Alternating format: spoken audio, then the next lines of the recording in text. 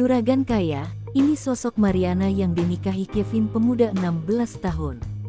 Mariana wanita 41 tahun yang viral nikahi pria remaja dikenal kaya raya di kampungnya.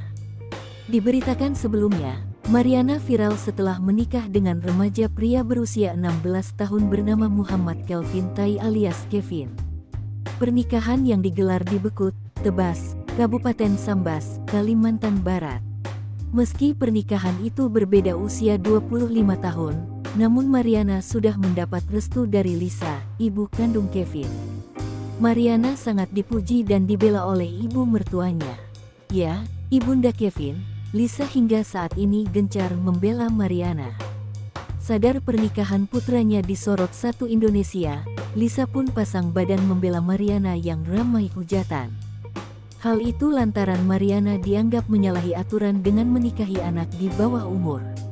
Menantunya dicibir hingga disebut tua, Lisa buka suara.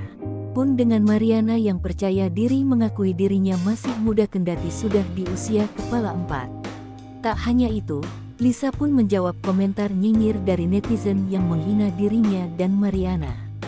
Termasuk dengan anggapan Lisa sengaja menikahkan anaknya karena mengincar harta Mariana. Untuk diketahui, Mariana ternyata memiliki rumah besar di kampungnya. Dianggap kaya raya lantaran rumahnya yang apik, sosok Mariana pun disorot. Tinggal seorang diri sebelum menikah, Mariana sehari-hari berprofesi sebagai penjaga toko kelontong miliknya.